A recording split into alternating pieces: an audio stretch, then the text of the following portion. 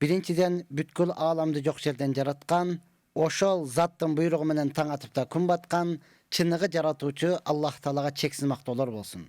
Жана пайгамбарыбызга жүрөгүбүздүн эң эле төрүнөн чыккан салаваттар жана саламдар болсун. Мактоо жана салаваттан кийин Аллах Таала сиз биздин ушул убакка чейин кылган кыраатыбызды, окуган намазыбызды, туткан орозобузду, берген садакабызды, деги эле ар бир кылган жакшы иштерибизди толугу менен кабыл кылган болсун.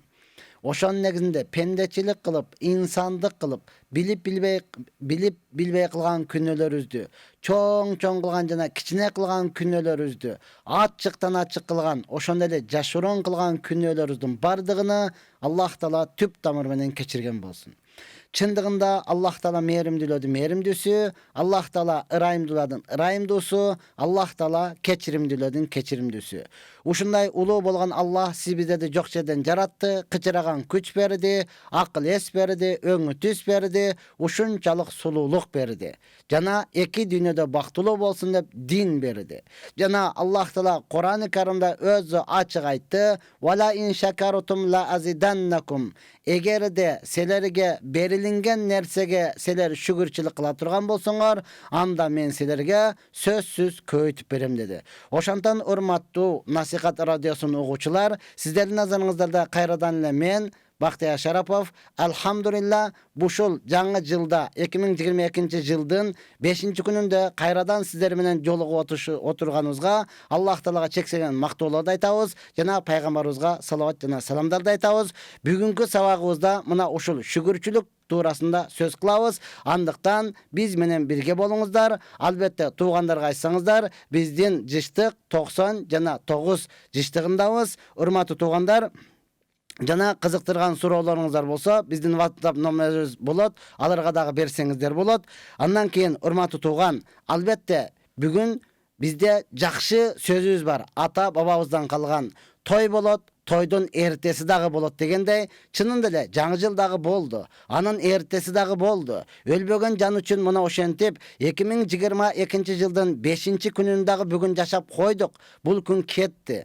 Эми бар нерсеге шүгүрчүлүк кылып урматтууган, канчалык мурдагы жылы 2021 жылы канчалык ийгиликке жеттиңиз, шүгүрчүлүк кылсаңыз, бул жылы Аллах Таала дагын көбөйтүп берет. Канчалык ийгиликке жетпей калдыңыз, тооба кыла турган болсоңуз, Аллах Таала эми урматтууган ошол ийгиликтерге жетүүгө толук мүмкүнчүлүк берет. Мына ошондон Аллах Таала Кур'ан-ы Каримде өзү айтат: "Вала ин шакарутум ла азиданнакум." Эгерде силер ар бириң кандай абалда болбосун, бар нерсеге жеткен ийгилигиңе шүгүр кыла турган болсоң, мен сага сөзсүз көбөйтүп берем дейт.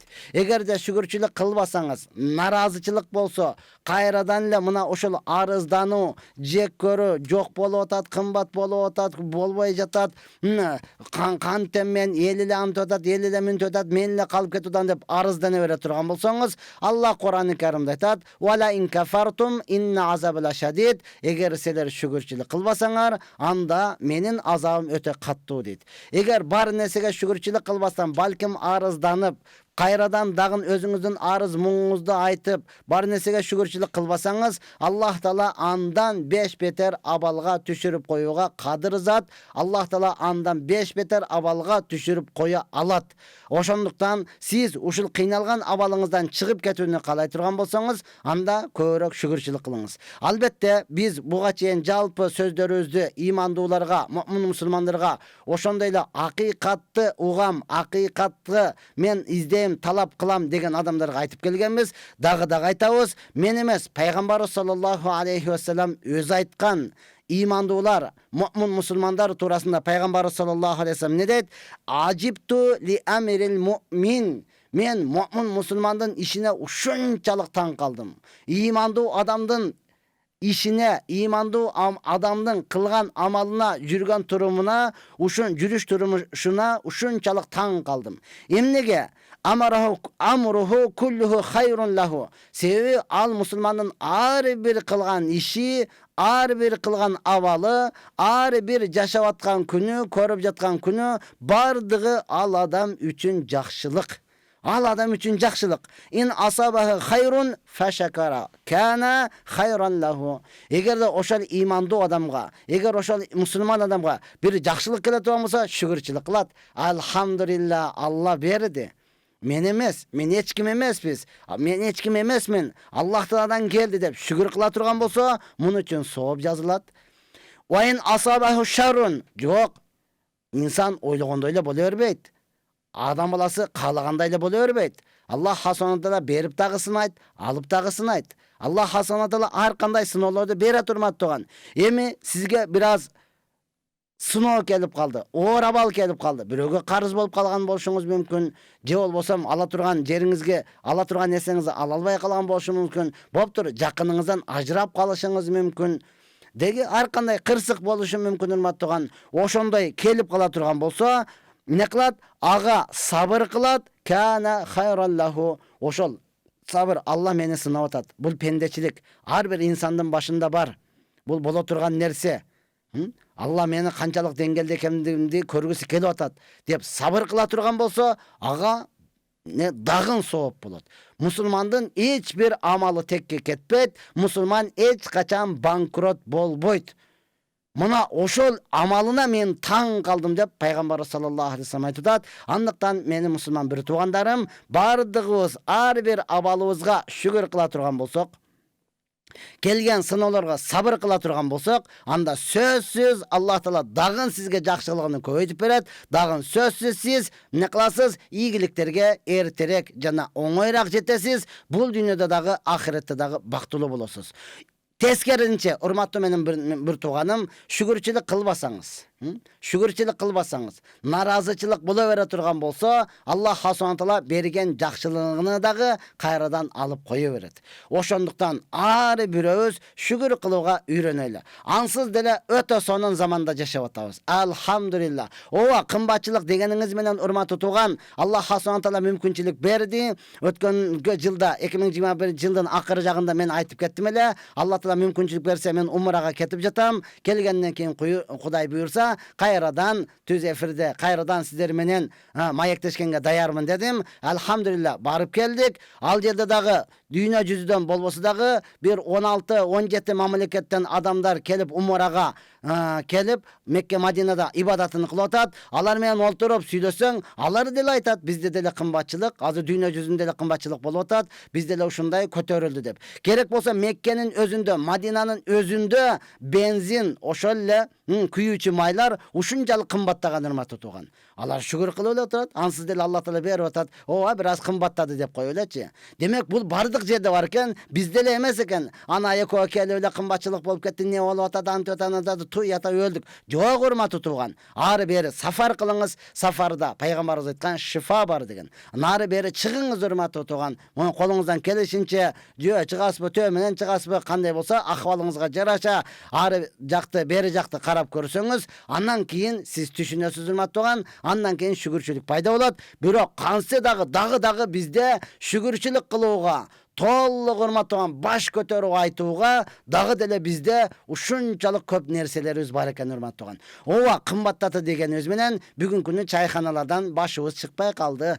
Бүгүнкү күнү кымбатчылык болуп атат, той ата кантебиз дегени менен тойлордон бошобой калдык. Тойлору балким бизди тажатып бүттү. Кечеле тиги чакырды, эми бунусу чакырат экен, анан аркысы чакырат экен, тигиге мынча алып барсам, буга канча алып барам. Мына ошолор балким бизди тажатты, урматтуу тууган. Демек, сиз бизге бардыгыбызга, эркекпизби, аялбызбы, жашпызбы, карыбызбы, шүгүр кылуудан башка эч кандай айла амалыбыз жок.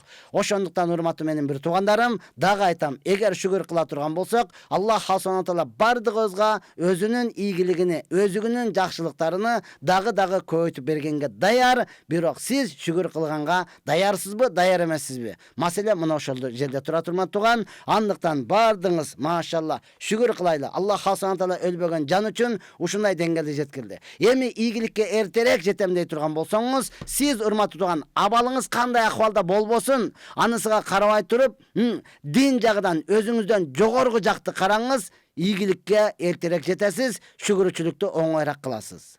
Ал эми дүйнө жагынан өзүңүздөн ылдыйкыны караңыз, ийгиликке эртерээк жетесиз, бар нерсеге шүгүрчүлүк кыла аласыз, урматтуу. Мен эзелтен айтып келем. Бүгүнкү күнү ооба, борбордо жашап атасыз, шаарда жашап атасыз, кыйналып атасыз, түшүнүп атам, маршруткага таппай калган күнүңүз болуп атат, жаздырып койгон күнүңүз болуп атат. Бардыгыбыз бир эле чөйрөдө жашап атабыз, урматтуу. Ошондой болсо дагы шүгүрчүлүк кылыңыз.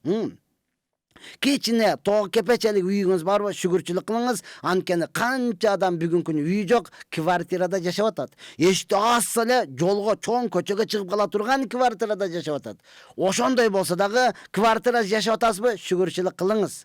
Канчалаган адамдар квартирага төлөй албай, урматтуу туган, сел саяк болуп көчөдө жүрөт. Алар менен сүйлөссөңүз, алар айтат: шүгүр дейт, курсагыбыз ток. Эптеп эле кыштан чыгып ала турган болсок, жер бети биздин үйүбүз, каалаган жерде жатып кете беребиз. Мына кышта гана бир аз суукта үшүп калышыбыз мүмкүн. Ушул эле бизди кыйнайт. Болбосом жашообуз эркин дейт, Мынаны караңыз, урматтуу. Мына ошондуктан биз кантип анан шүгүрчүлүк кылбай калайлы. Ошондуктан, урматтуу туугандар, албетте биз дагы айтабыз, биз Насихат радиосунда 90 жана 9 жыштыгында түз эфирдебиз. Андыктан, урматтуу тууган, ар бирибизге кызыктырган суроолоруңуз боло турган болсо, бизге берсеңиз болот. Эми эң негизгиси шүгүрчүлүк. Караң, Муса алейхиссалам, Муса каламулла, Аллах Таала менен түзмө-түз сүйлөшкөн пайгамбар. Аллах Таалага кайрылып айтып атат: Аллахым, мына Адам алейхиссалам кантип сенин берген белектериңе шүгүрчүлүк кыла алат? Неге? Анткени Адам алейхиссаламды Аллах Таала өзү колу менен жаратты.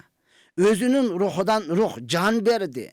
Жана бейиште жашатты. Ошондо эле жалпы периштелерди Адам атабызга сажда кылгыла деди. Аллах Таала Адам атабызга ушунчалык көп неамат, белектерди берди. Ушуну кантип шүгүрчүлүк кылат деген учурда Муса алейхиссаламга жооп катарында Аллах Таала айтып атат: Я Муса, алима Адаму анна залика минни فحمدني عليه فكان ذلك شكرا لما صنعت إليه.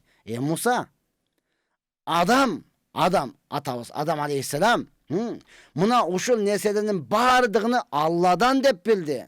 Мен кыйын болгондугум үчүн, мен башты иштеткендигим үчүн, мен көбүрөөк окугандыгым үчүн, мен жетишкендигим үчүн, мен тырышчактыгым үчүн деген жок. Балким ушунун бардыгын Алла Таала мени жакшы көрүп, Алла Таала эмне кылды? Мага берди деп Аллах Таалага мактоо айтты. Алла, сага мактоолор болсун. Мени жок жерден жараттың, кычыраган күч бердиң, акыл эс бердиң, өңү түс бердиң, ушунчалык сулуулук бердиң. Алла, караңыз, мына ушундай колдорду берди, ачсаңыз ачыла турган, жумсаңыз жумула турган, ар бирин өзүнчө көтөрсөңүз көтөрүлө турган, ушундай колдорду бердиң, көрө турган, бардыгын сиватной кылып, чорни берди, бардыгын бирдей кылып көрсөтө турган көз бердиң. Алла, сен кылдың деп Аллахтан деп билди. Мына ошол мен берген нерсеге шүгүр кылган болуп эсептелет деди. Акыйкатта ар бирибизге Аллах субхана таала мына ушундай нерселерди берди. Андыктан шүгүр кылайлы, урматтуу тууган. Мен ар дайым айтып келем, мына ошол бир эле чыпалагыңыз жок болсо, сиз бактылуулукту ушуга коймоксуз.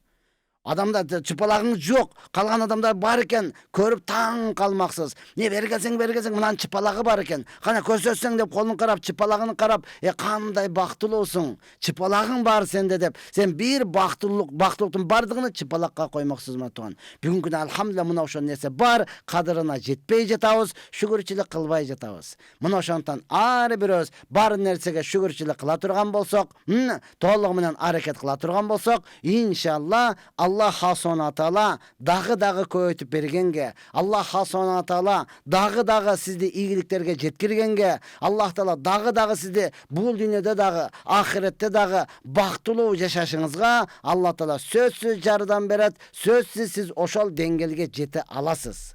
Жете аласыз. Анан шүгүрчүлүк кылбастан ар кимге карап эле ананда машинасы бар, менде эмне жок, тигинде үйү бар, менде эмнеге жок, мында мунасы бар, менде эмне жок дей турган болсоңуз, андан беш бетер жок болуп кете бересиз. Мындай нерседен Алла сактасын. Ошондон бизге келген суроолорго жооп берип, калган сөздү улантабыз. Ассаламу алейкум. Аялымды казыркы дин курсуна жиберсем болобу? Көп болуп кетти го дейт. көп болуп кетти. Ассаламу алейкум, аялымды казыркы казак туугандардан окшойт, дин курсуна жиберсем болобу, көп болуп кетти го. Ооба, дин курстарында урматтуу караңыз, тактаңыз. Чынында эле урматтуу бизде 4 мазхаб бар. İmam Azam, İmam Şafi, İmam Malik, İmam Ahmad. Biz İmam Azam Hanafi mazhabında uzurma tutugan, uşul tarmakta, uşul bagıtta жүрген adamları karap turup berseniz жақсы болот. Anan ошол эле учурда mazhab кармаган adamlar var. Алардан алысыраак кылыңыздагын, mazhab кармаган, машалла өзүнүн салтуу динден чыкпаган, толугу менен ошол күйөөңө баши, sen başı işin mildet деп айта турган, күйөөң сага мындай кылса деп акыйкатты айта турган адамдарга жибере турган болсоңуз өтө сонун болот. Биз үчүн көбөйгөнү жакшы. Эгер туура багытта боло турган болсо, чыныгы биздин өзүбүздүн Ханафи мазхабында боло турган болсо, урматтуу туган, анда алар канча көп болсо ошончолук жакшы болот. Себеби урматтуу туган, күндөн күнгө өсүү пайда болот. Аларга жиберсеңиз өзүңүзгө дагы жакшы болот. Кара жоолук салынганга кандай карайсыз? Албетте урматтуу туган, бул негизиден Мекке, Мадинадагы такыба аялдардын бардыгы кара жоолук, кара паранжы салынат. Неге? Эркектердин көңүлүнү бурбаш үчүн. Бизде динден бир канча алыстап калдыкпы? Же дегеле динге көңүл бурбай калдыкпы? Караны бизде качан кийет? Өлгөндө кийет. Көктү качан кийет? Өлгөндө кийет. Дагы биз бул нерседен эмне болуп калдык? Чоочун көрүнүп калды. Бирок кара кийинип бараткан болсо, чоочун көрүнүп калды бизгечи. Таң калана кара кийинип алыптыр. Ошондуктан ооба, элди дагы чочутпастан пайгамбарыбыз саллаллаху алейхи вассалам айткан: "Яссиру ва ла туассиру, ва башширу ва ла тунаффиру." Силер жеңилдеткиле, оорулук кылбагыла, силер сүйүнүч кабар бергиле, үркүтпөгүлө, качырбагыла деген. Ошондуктан ооба, эгерде чынында эле элдин салт жактырбай турган болсо, саткалабай турган болсо, аны жоолукту кара жоолук салынбастан агы бар, кызылы бар, жашылы бар, же болбосо бир түсү жок эле, эч кимди бурбай турган, өңү жок эле бир нерселер бар. Ошолорду салып, авратыңызды жаап ала турган болсоңуз, бул толугу менен болот. Сиз фарызды аткарган болуп эсептелинесиз. Ошол эле учурда бир аял кара салынган болсо, аны дагы туура түшүнүү менен эле, машалла иманы көтөрүлүптүр. Машалла, жакшы ниет кылып турган болсоңуз, ага дагы пайда, сизге деле пайда. Бул эч кандай коркунучту алып келбей турган, негизи эч кандай үркүтпөй турган эле кадимкиле кара түстөгү чүпүрөк, кара түстөгү жоолук, кара түстөгү кийим болушу мүмкүн. Саламатсызбы? Китеп окусам эле тажап кетем, же болбогон нерседен баштап алып атамбы? Биринчи кайсыдан баштасам болот? Биринчи, урматтууган, фазаил соопторду айта турган, сизди кызыкты фазаил амал, тандалган хадис, мына ошол соопка кызыктыра турган китептерден баштаңыз. Сен эгерде жамаат менен намаз окуй турган болсоң, сага 25 эсе даража. Эгер аял боло турган болсоңуз, үйдө окусаңыз 27 даража болот. Күйөөңүз мечитте окуса 27 даража болот. Эгер күйөөңүз үйдө окуса, бир эле, аял мечитке барса, бир эле даража сооп болот. Эгерде 5 мал намазды калтырбай окуп турсаңыз, күнүгө, көлгө жуунуп тазаланып тургандай, денеңизде бир дагы кир калбайт, денеңизде бардык күнөөлөрүңүз кечирилет. Мына ушундай соопторду көбүрөөк окусаңыз, анан кызыгуу пайда болот. Чынында эле урматтуу туган, бул китеп оңой нерсе эмес. Бардыгыбыз китеп окуганга аракет кылышыбыз керек. Алхамдулилlah, бүгүнкү күнү канчалаган адамдарыбыз өздөрү китеп жазып, атайын бизди кызыктырып, ошолго жарыш уюштуруп, биздин пайдабыз үчүн да. Биздин пайдабыз. Биринчи орунга мындай, экинчи орунга мындай, үчүнчү орунга мындай, орундарга чейин коюп берип, канчалаган соопка илешип жатат. Эми биз келип ошо таяр китепти окубасак, анда кандай адам болобуз? Ооба, урматтуу туган, окуганыңызда тажап кетесиз, же бат эле уйкуңуз келип кетет. Мына ошондон фазилеттерин көргөн кылыңыз. Эгер ким Куран жаттаган болсо, ага кыямат күнүндө ата энесине алтындан таж кийгизилет. Ал эми жаттаган карыга эмне кийгизилет, эмне беришин каяктан, эмне деп ойлойсуңар деген мына ушундай көбүрөөк хадистерди. Пайгамбарыбыз айткан, силердин эң жакшыңар Куран үйрөнгөн жана үйрөткөн.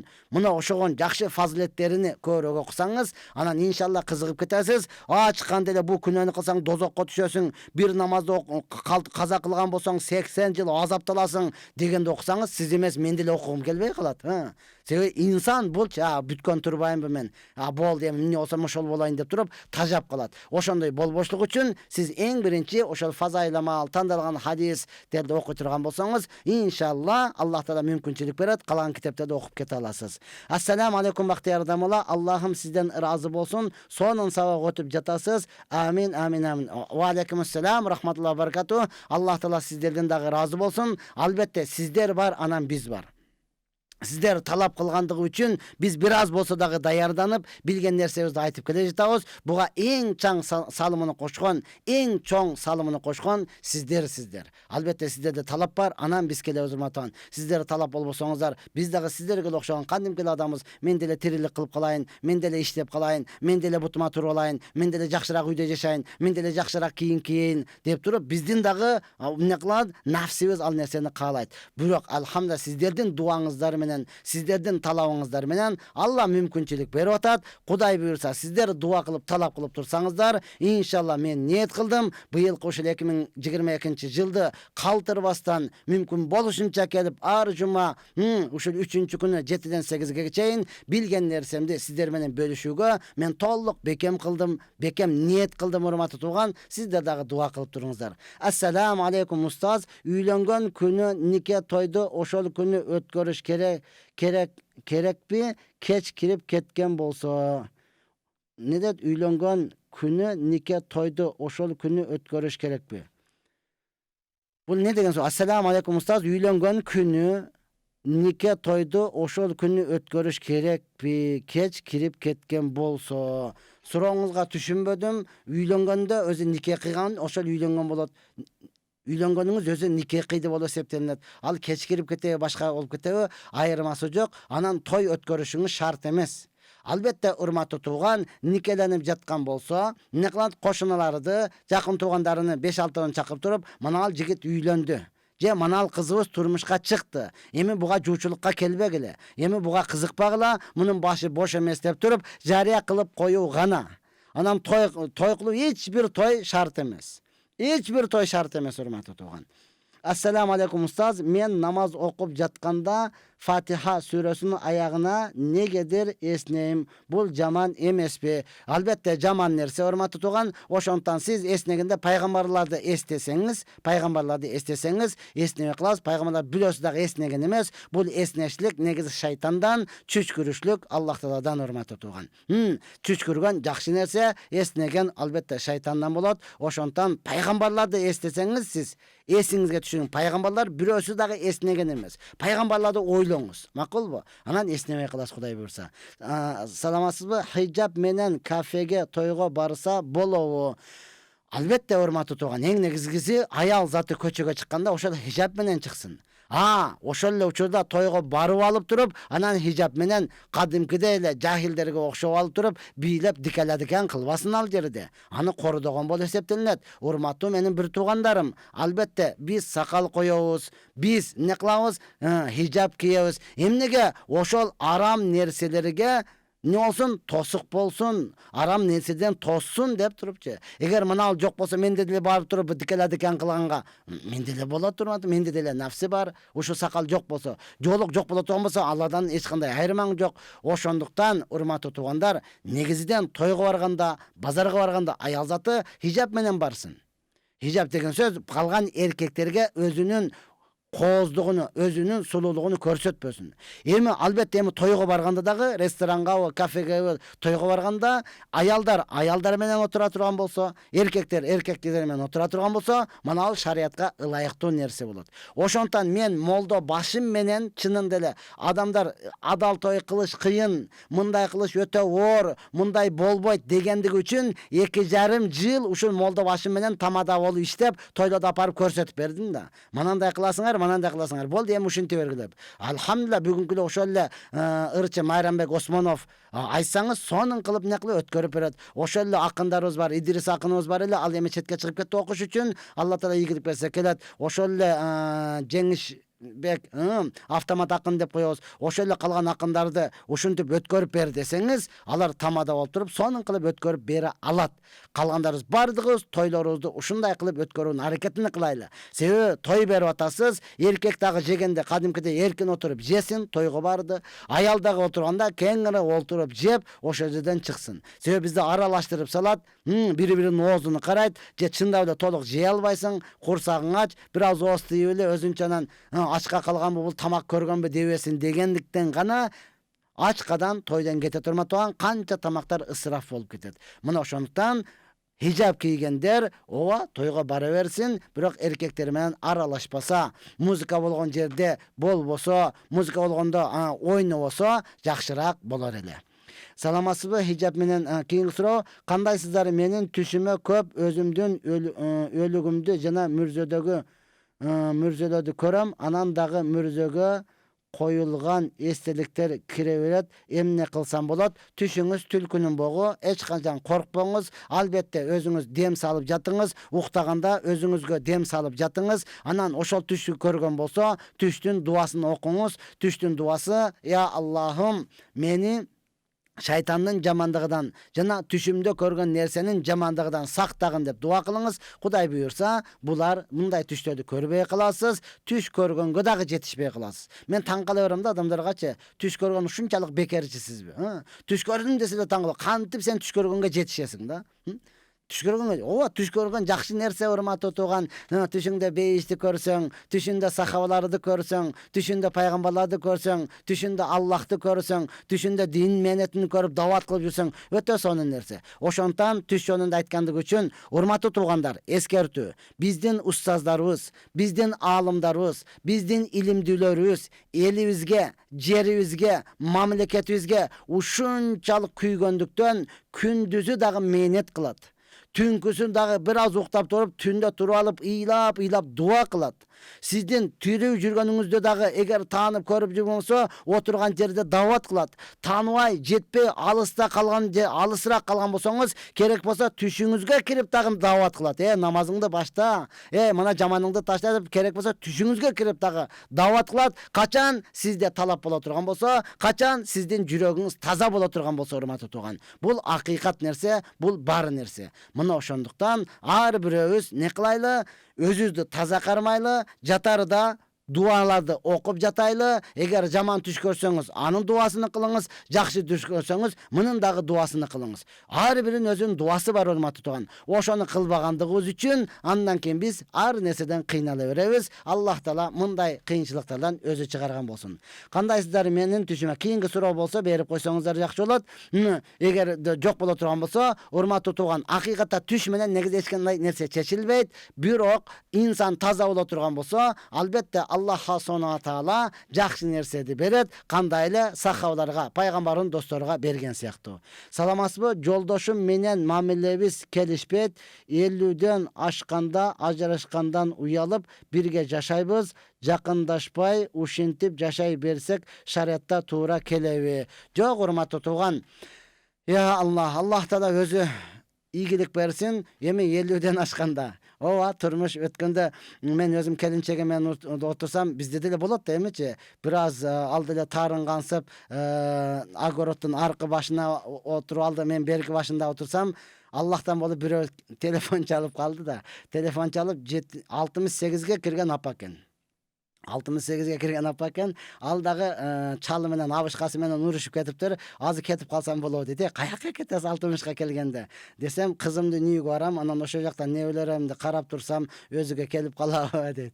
Анан боло берет, бирок азыр айтып кеттиң, айтпай жөнүнө таарынып кетип калганда эми болбойт. Себеби эркектин уруксатсыз көчөгө чыгып кеткенде болбойт. Андан кийин, урматтуу тууган, урматтуу эжекем, сиз тапшырганда нафсиңизди мен тапшырдым деп эки адам күбөлүк берген, абал кабыл кылдым деген. Ошондон пайгамбарыбыз айтат, эркек аялына чакырганда кел дегенде барыш керек, урматтуу тууган. Ал менен шариат иши болуш керек деген сөз. Ооба, карыды ал деле каалабай калды, бул деле каалабай калды. Сен наракта жата бер, мен мынакта жата берем деп турган болсо, анда ыраазы боло турган болсо, эч нерсе эмес. Ошентип жазсаңыздар боло берет. Бирок каарыганда эми, урматтуу тууган, биздин ата энелерибиз дуа кылат эле. Азырга чейин энем дагы айтат, каарыганда пейли куюң кетпесин деп дуа кылгылачы дейт. Чынында эле каарыганда пейил кете турган болсо, болсо, бул жакшы нерсе болбой калат. Ошондон Аллах Таала мүмкүнчүлүк берсин. Эми караганда чокушпай, толугу менен бири-бириңиздерди урматтап, сыйлап, ал көтөрүлө турган болсо, сиз түшүп берсеңиз, болду. Эми чынында эле бир аз чыдап кое турган болсоңуз, Чубак ажы айткандай, бири наргысы же бергиси кетет, ошондон кутуласыз, арман кыласыз, бирок кеч болуп калат. Азыр дагы эгер наргы бөлмөдө жата бер, мен биякта эле жатам, мен бияка эле жатам деп күйөөңүз кирип кеткен болсо, анда өтө жакшы. Жок, кел десе, сиз таарынып келбей койгонго укугуңуз жок. Барып туруп ошол жерде эмне кыласыз? Баягы чычкан, мышык чычканды жегенде көзүнү жумуп алып жейт экен го. Биз ойлойбуз өтө рахаттанып, жок, жийиркенден көзүнү жумуп алып жейт экен да. Сиз деле ушунчалык тажаткан болсо, көзүңүздү жумуп алып, аласыздан ошол жерде жата бериңиз. Кудай буйруса жакшы болуп кетет. Я Рабби, саламатсызбы? Эмчектеги баласы чарчап калган аял чачын өрттөсө болобу? Өрттөсө баланын арабагы отко түшүп кетет деп укканмын. Я Алла, жок. Эмчектеги баласы чарчап калабы, деги эле атасы чарчап калабы, кимиси чарчап кала турган болсо, бул адам баласы ушунчалык урматталган, адам баласы ушунчалык сыйланган, адам баласынын ар бир мүчөсү урматтуу, ар бир мүчөсү сыйлуу. Ошондон бул чач сиздин мүчөңүз болуп эсептелинет, чач сиздин көркүңүз болуп эсептелинет. Аны урматтаган, негизи аялдын заты чачка тийбеш керек. Эгер көп эле узун болуп, желкеден ылдыйраак кыркканга күйөөсү макул болот болсо, кыркасыз, аны дагы өртөбөйсүз, аны көмүп коесуз. Тырнактарыңызды дагы өртөбөйсүз, көмүп коесуз. Эч бир адамга чачыны, тырнагыны, деги эле кайсы бир мүчөсүнө өрттөшлүк бул уруксат эмес. Өрттөбөйсүз, күнөөкөр болосуз. Албетте эми эмчектеги балаңыз чарчап калган болсо, анын күйүтүүдөн ташташлык жок. Урматтаган, эмчектеги балагыңыз чарчай турган болсо, анда энелер сүйүнсүн, энелер кубансын, энелер болду, мени дозоктон парда болуп бейишке алып кете турган ахиреттик балам бар деп сүйүнсүн.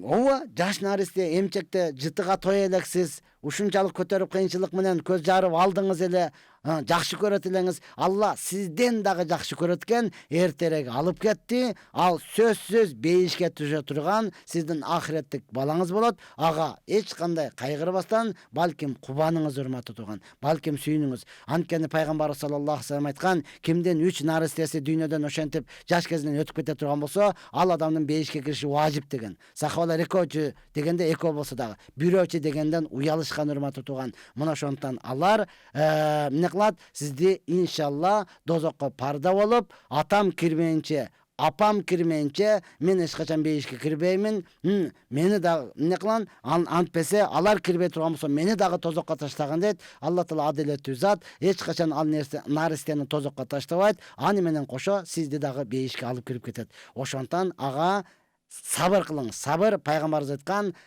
иннама сабыру инда садаматул ула, сабырдуулук биринчи соккусунда деген. Биринчи өлдү, чарчап калды дегенде сабыр кылыңыз, макулбу? Анан апарып көмүп, чачыңызды өрттөп, тытынып, арадан бир ай өткөндөн кийин пендечилик, Кудайдын иши экен да, муну кафир да кайталат.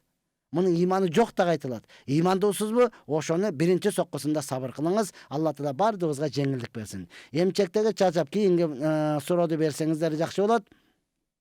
Чарчап калган балага Курандын сообун багыштаса болобу? Эмчектеги чарчап калган балага Курандын сообун багыштасаңыз болот, бирок булар муктаж эмес. Сиз Курандын сообуну ата энеңизге, бир туугандарыңызга, жакындарыңызга багыштаңыз.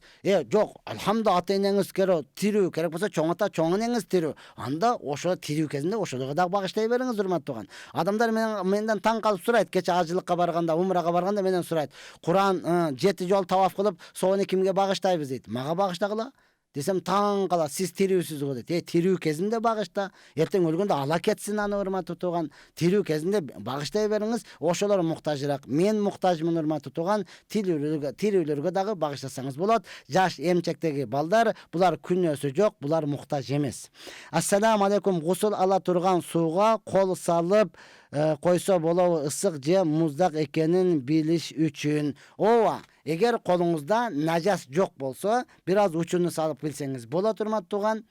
Болсаңыз боло берет, ысык сууну билишлик үчүн ал эч нерсе болбойт.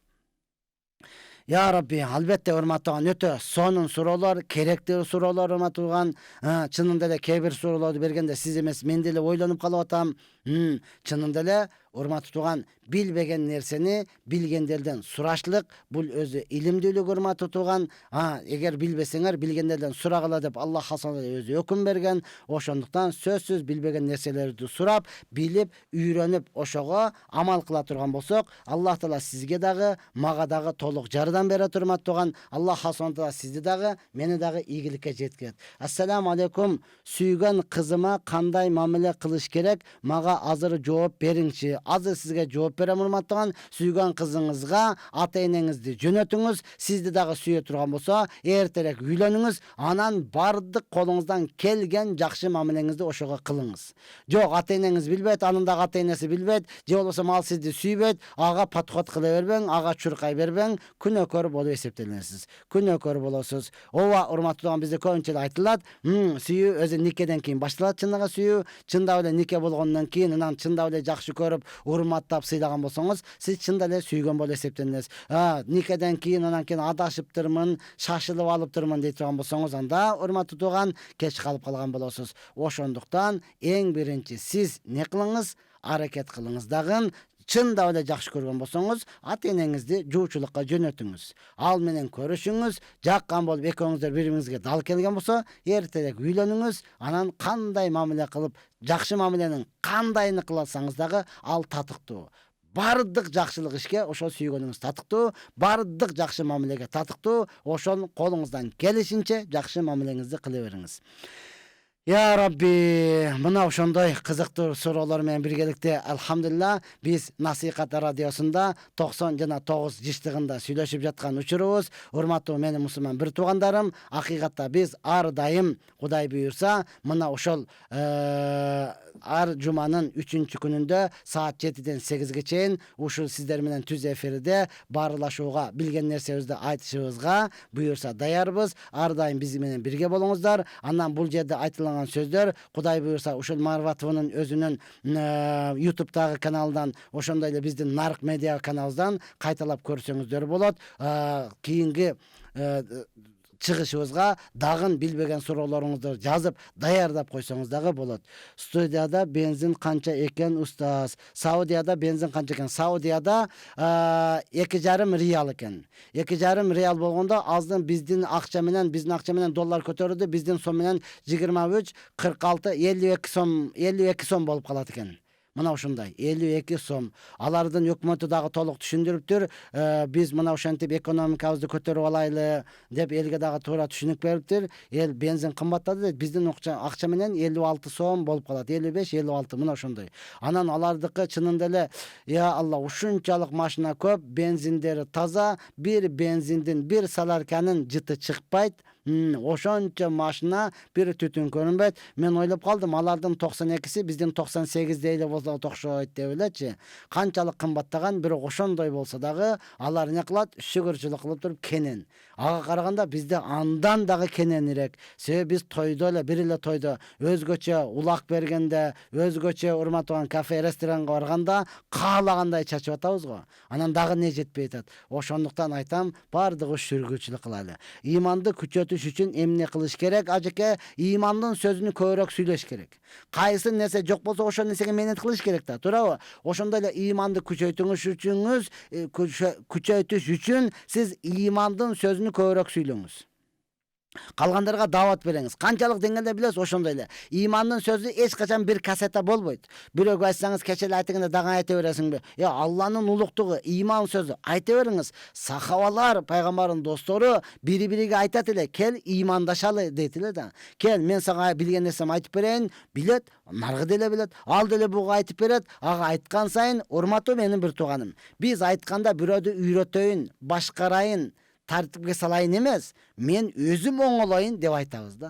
Мен өзүм оңолоюн. Мен азыр канча айта турган болсом, ал менин өзүм үчүн. Себеби давачыларда жакшы бир мисал бар. Алар айтат, топту дуалга урсаң, стенага урсаң, теш өтүп кетеби? Жок, кайра өзүңө келет да. Кудду буну ушул сүйлөп аткан сөзүбүз, бул өзүбүз үчүн, өзүңө келет.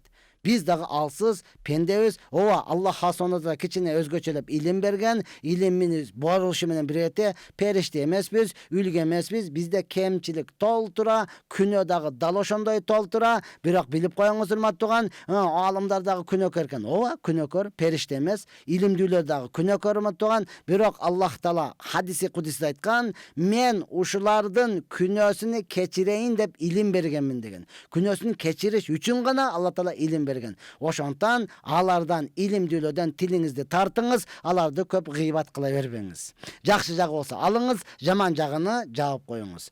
Намаз убагы бир туугандарды кантип намаз окусак болот, даватка чыкпайт. Намаз окубаган бир туугандарды кантип намаз окусак болот, даватка чыкпайт. Я Алла, ар биринин жолу ар кандай. Ким кайсы нерсени жакшы көрөт, ошол намаз окубаган бир тууганыңыз. Ошол жакшы көргөн нерсесин берүү менен биргеликте андан кийин айтыңыз. Мисалы, ата энеге чынында эле дават кыла албайбыз, намаз окубай турган болсо, аларга намаз окуган Айшата, Айша энеңиз туурасында көп айта бериңиз. Паланчы Айшатам намаз окуйт экен, 5 мал мешитке барат экен. Паланчы Айшатам намаз окуйт экен, балдары менен биргеликте сафта турат экен. Ошол Айшатабыз намаз окуп, намаздан кийин дуа кылат экен. Тиги деп намаз окугандарды аларга көбүрөөк айтыңыз. Ооба, мага бирөө өтө үлгү болду, мен үчүн таасир болду, балким сизге дагы таасир кылат. Намаз окубаган досторубуз бар, намаз окубаган жакын туугандарыбыз бар, намаз окубаган чынында эле катташкандарыбыз бар. Бир адам айтып берип атат, мага өтө таасир болду, урматтуу, балким сизге дагы таасир болор. Досу намаз окуйт экен, бул өзүнүн үй бүлөсү менен намаз окуйт. Я Алла, өзүнүн үй бүлөсү. Бир күн досу телефон чалып калды. Дос, каяктасың? Үйдө. Аяшчы. Аяш. Алдагы үйдө не болду? Айтып кой, тамак кылып турсун, мен барам. Болду, келе бер дептир. Деп койгондон кийин үй бүлөсү менен кеңешиптир. Ана дос келе атат, кандай кылабыз? Ал намаз окубайт. Дегенкен аял айтыптыр, кандай кылат элек? Аяш кайсы тамакты жакшы көрөт? Мен ошону кылайын. Анан мен анын алдыга отуруп алып, мен дават бермек белем. Өзүңүз бересиз да. Мен тамакты жасайын. Макулбу, макул. Чоң баласынан сурады, балам сен не дейсиң? Кандай кыласың? Айшатаң намаз окубайт, канткенде ошол намаз окуп калат. Десе баласы ойлонуп отуруп айтыр, анда мен ушул жай намазымды, намаз окуган жай намазымды Айшатама белек кылайын. Айшата мынага намаз окуп жүрүң деп белек кылып коеюн, балким окуп калат. Өтө жакшы. Экинчи баласынан сураптыр, сен не дейсиң? Десе экинчи баласы да ойлонуп туруп, Айшатам көйлө олтурабы? Билбейм, неге? Эгер көйлө олтуруп, пешин намаз убакыт болуп калса, мен кумганга сууду даярдап келип, Айшатама берейин. Айшата, мынеке суу даяр. Не кылам? Тарат алып келиң, пешин болду, намаз окуйл деп айтайын. Барып дарат алып келсе керек. Же уруш бере. Жок эми, сен урушпаса керек. Макул, өтө сонун фикир. Ушуну кылайлы. Кызыдан сурапты, кызым, сен не дейсиң? Десе, кызы дагы караңчы намаз окуган үй бүлөнүн фикирини, оюну. Кызы ойлонуп туруп, чоң байкем жай намаз берсе, бул суу даярдап берсе, сууду мен даярдап берсем жакшы болот эле. Бирок анын фикири макул, өзүгө неме кылсын. Мен таптым. Мен Айшатам келсе, патинкесини, чокоюну кремдеп, таптаза кылып жалтылдатып коеюн. Кандай дейсиз? Өтө сонун. Келгиле, ушундай кылабыз деп чечилди. Досу келди, эч нерсе менен иши жок, дардаңбай. Ассаламу алейкум. Кандай, жакшы. Аяш кандай, жакшы, жакшы. Тамагың пышайын деди. Азыр пышып калат, кеңири отуруп туруңуз. Болду, мына ошентип сөздөн сөз чыккандан кийин чоң баласы келиптир. Айшата, мына бул жай намаз сизге. Неге? Намаз окуп жүрүң. Дегенкен Айшатасынын дами чыкпай калды. Жөнүнө кой. Ал бер, уулуң берди, ал. Майли, өмүрлүү бол балам, өмүрлүү бол деп кызарып, тазарып, сөзөгө уланып дагын болгучу эле чынында эле пешин намазы болуп калган экен. Экинчи уулу келиптир. Айшата, мына суу даяр. Неге? Тарат алып келиң, намаз окуйбуз. Десе, досуну карайт экен, кабагын салып, сен айттыңбы дегенде. Анан бар, аяшуулуң берип атат. Эгер дарат алганды билбесең, айт, үйрөтөт сага. Десе, эмнеге билбейт экенмин? Билем эле, окуп эле жүргөнбүз да биз дагы. Деп эле чыгып эле чокоюну, патинкесин таппай калыптыр да. Ал кайсы патинкени издеген? Чаң баскан патинкесин издеген да. Караса жалтылдап кремделип патинкеси турат. Ошону кийип алып барып, туалетке кирип алып, ушунчалык ыйладым дейт. жер жарылып кетпеди же мен кирип кетпедим. Ошондон бери уялгандан эле намаз окуп жүрөм дейт урматтууган. Мына ошондой өтө таасирлүү келе жатканда келет экен деп эле отурбастан бардыгыбыз үй бүлө менен фикир кылайлы. Аназ намаз окубайт, эркек болсо жай намаз берейли, допу берейли, таспи берейли, аял болсо жолук берейли, мындай нерсе берейли деп берип аны дагы кызыктыра турган болсок, иншалла алар түшүнбөй жатат. Эгер түшүнүп эле намаздын акыйкатын билип кала турган болсо, бизден дагы бекемирээк, бизден дагы такыбараак болушуна толук ишенемиз урматтууган. Караң, эми биз эч кандай нерсени түшүнбөй эле намаз окуйбуз, кандай рахаттанасыз да, Эгер алары дагы келип калат болсо, дал ошондой рахаттанат урматтууган. Мусулмандар эмне үчүн кыйналып жатышат дейт. Мусулмандар акыйкатта өзүнүн мусулмандык ишини аткарбагандыгы үчүн кыйналып жатышат. Дагы кыйналат урматтуу тууган. Себеби максатыны аткармайынча кор болуп келген боло бересиң.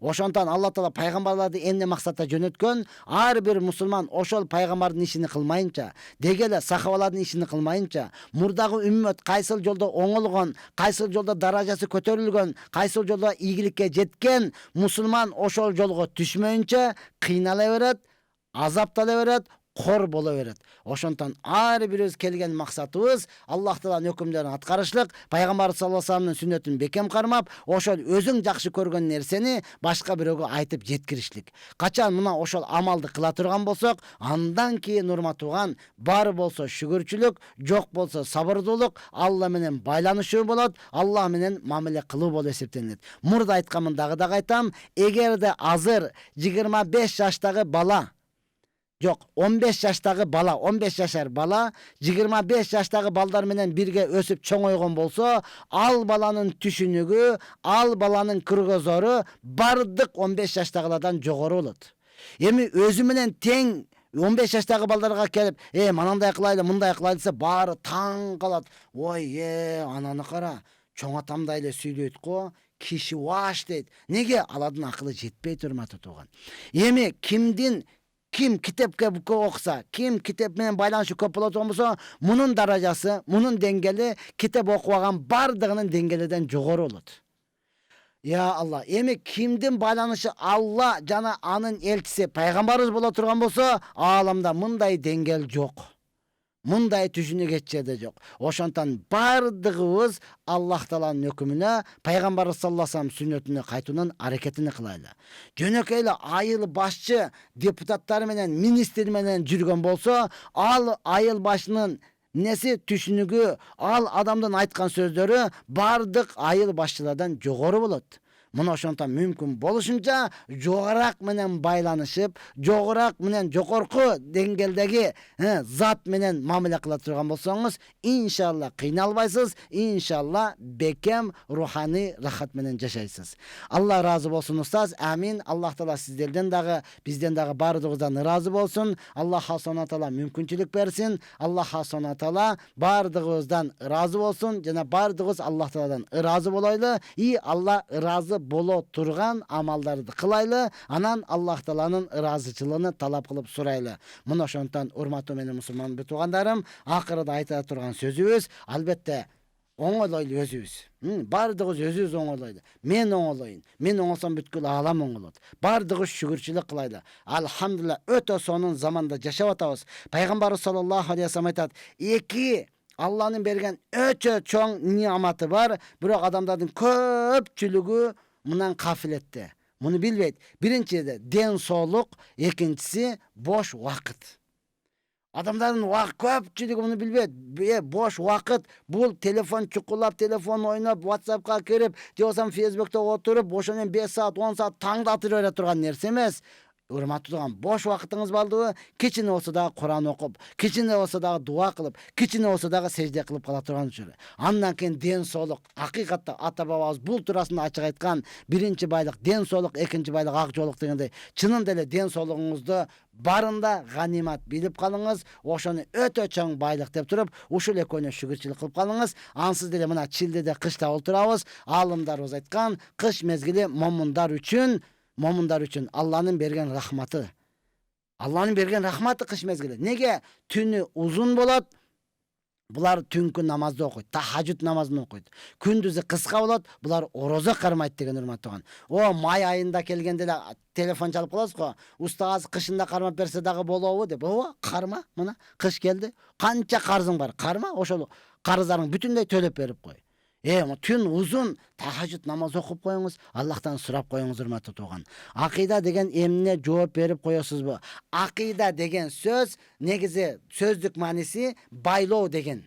Байлоо. Акыйда бул шариаттагы мааниси Аллахтын бирдигини, Аллахтын жалгыздыгын билип, жүрөккө байлап койгонуңузду мына ошону акыйда деп коет. Ишеним Аллага болгон, Алланын жалгыздыгына, Аллахтын бирдигине, пайгамбар саллаллаху алейхи вассаламдын акыркы пайгамбар экендигине ишенип, шар'ай нерсеге толук ишенип, ошону жүрөккө байлап, чечилбей турган кылып коюшуңуз мына ушул акыйда болуп эсептелинет. Акыйкатта урматтуу тууган, мына ошону менен гана фиркалар бөлүнөт. Акыйда менен гана көптөгөн маселелер чечилет. Мына ошондуктан албетте биз урматтуу тууган, кармаган акыйдабыз Матуриди, имам Матуриди. Мына ошонун акыйдасындабыз, имам Азамдын Фихул Акбар акыйдасындабыз урматтуу тууган. Көпчүлүгү таң калат, силер имам Азамбыз дейсиңер дагы, эмне үчүн имам Матуридини айтасыңар? Анткени ал ошол имам Матуриди имам Азамдын шакирти болгон. Экөө бир эле нерсени айткан урматтуу тууган. Ошондуктан көпчүлүгү таң кала берет. Биз имам Азамбыз, силер Матуридисиңер, силер тиясыңар, тигилер силер мындайсыңар, акыйдаңарды билбейсиңер дейт урматтуу тууган. Алхамдулилла, биз өзүбүзгө жараша окуп келгенбиз, картошка казып келген жокпуз, тезек терип келген жокпуз. Ошол урматтуу тууган, сизге толук жардам бере албасак дагы өзүбүз түшүнүп, толук акыйданы түшүндүрүп бере алабыз. Урматтуу тууган. Мына ошондуктан мүмкүн болушунча ар бирөөбүз өзүбүздүн машалла имам Азам Ханафи мазхабындагы ошонун акыйдасындагы аалымдарыбызды, устаздарыбызды бекем кармап, ошолорду уга турган болсок, иншалла адашпайбыз. Иншалла динибизди дагы алдыга жылып, элибизди ынтымакта, биримдикте сактап кала алабыз. Я Rabbi, мына ошентип урматтуу туугандар, биздин бөлүнгөн убакыттагы акырына келип калды. Мына ошондуктан эң негизгиси бардыгыбыз не кылайлы? Тобо кылайлы Аллах субхана тааладан. Я Алла, толук шүгүрчүлүк кылайлы. Ушул убакка чейин канчалык ийгиликке жеткен болсок, толук шүгүрчүлүк кылайлы. Жетпей калдыкпы? Тобо кылып Аллахтан кечирим сурайлы. Урматтуу тууган, акыркы сөзүм. Мурдагы учурларда свет өчөт эле, билебиз, Анан шам чырак деп коет, свеча, ошол жагылат. Апа кызыга айтып, кызым барып карачы, свеча канчалык калыптыр. Кечегидей өчүп калбасын. Барып көрүп келип туруп айтып атат, апа ушунча эле калыптыр. Апа ушунча эле калыптыр. Айткан жок, апа мананчасы күйүп кеттир деп айткан жок да. Неге? Ушунча эле, себеби күйгөнү күйүп кетти. Эми эң калганы бизге көңүлгө алына турган калган нерсе да. Биз колдонгон буюмдарыбызды, иштеткен оокаттарыбызды, нерселерибизди, жашап аткан күнүбүздү канча калганын, өзүбүзгө керектүү нерсени канча калганын бардыгыбыз билебиз. Бирок өмүрүбүз канча калды, аны билбейбиз, урматтуу тууган. Ошондуктан өткөнү макул өтүп кетти. Афаллах хамма салаф, Алла таала аларды кечирсин, калганын сапаттуу пайдаланып калайлы. Барыбыз айтат, бир мешок un алдым эле, жарымы калды. 5 литр май алсам, 2 литри калды. 5 килограмм картошка алдым эле, жарым килограмм калды. Мен 10 күнгө келдим эле, 3 күнүм эле калды. Биздин акыркы күнүбүз эртең кетебиз.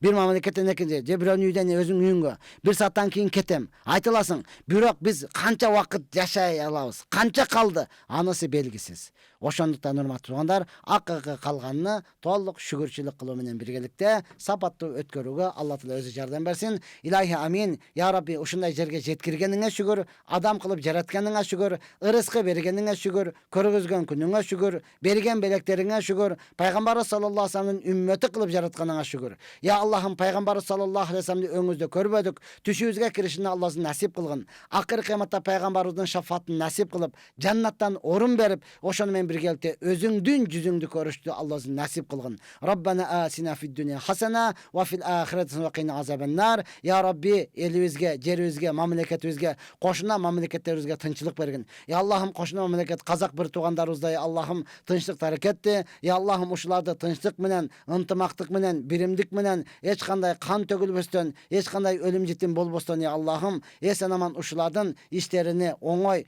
жана жеңил кылып туруп, жакшылык жака чечип бергин. Албетте алар дагы биздин bir туугандарыбыз, биздин кошуналарыбыз, ya Allah'ım, жалпы му'мин мусулмандардын ортосуна тынчтык, биримдик, ынтымак бергин. Өзгөчө кошуналарыбыз менен ынтымакта, биримдикте, тынчтыкта, түшүнүү менен жашашты насип кылгын. Rabbana atina fid dunya hasana wa fil akhirati hasana wa qina azabannar bi rahmatika ya arhamar rahimin. Assalamu alaikum wa rahmatullahi wa barakatuh.